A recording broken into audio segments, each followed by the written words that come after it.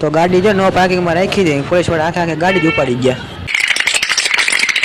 જય શ્રી રામ મિત્રો, સ્વાગત છે આપણા મિની વ્લોગ ની અંદર. સવારમાં ચાવી લઈને નીકળી ગયા હતા આપણે દુકાન બાજુ અને ખોલી નાખી મસ્ત મજાની દુકાનો અને ધૂપ દીવા કહીને બે ગયો વિડીયો એડિટિંગ કરવા હતું.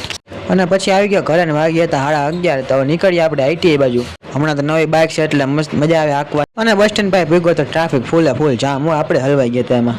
પછી હું આવી ગયા આઈટીઆઈ ને આઈટીઆઈ કંપની વાળા આવ્યા હતા એટલે આપણે ઇન્ટરવ્યુ દેવાનું હતું. પછી હું ફોર્મ ભરી દીધું આપણે, જો જે કઈ વિગત લખવાની હતી લખી નાખી. બસ થોડા કમા લબાજા જો કાંઈ અમે બનાવ્યું હતું. તો ઇન્ટરવ્યુ તો આપણે દઈ દીધું હતું અને થઈ ગયા હતા આપણે પાસ એમાં. તો હવે તો કાંઈ કામ હે નહીં, હવે નીકળી આપણે ઘર બાજુ. અને આવી ગયો તો ઘરે ને વાગી હતા 4. તો નીકળી આપણે જીઓની ઓફિસ બાજુ, લઈ લીધો ચશ્મા અને રૂમાલ. પછી દુકાનેથી જો આપણે ચાવીનું કિચન લઈ લીધું અને આવી ગયા ઓફિસ અને રાખી દીધા આપણે મોબાઈલ. આજ તો નવા મોબાઈલ આવ્યા હતા જો. તો ભાઈ આજ તો પાછી બાકાજી બોલી ગઈ હતી. હમણાં ભાઈ બાજુમાં નો પાર્કિંગ ન હોય એટલે અહીંયા પાર્કિંગ કરી હતી ગાડી. જો આવા જ બ્લોગ જોવા હતો ફટાફટથી ફોલો કરી નાખો. ઘડીક વાર થયું તો એક ભાઈના એમએમપી કરવાનું હતું, તો એમએમપી કરી નાખો આપણે. વાગી હતા હાથ, લઈ લીધું શાકભાજી ને આવી ગયા આપણે ઘરે. અને પાછી લઈ લીધી આપણે દુકાનની ચાવી અને આવી ગયા આપણે અત્યારે દુકાને.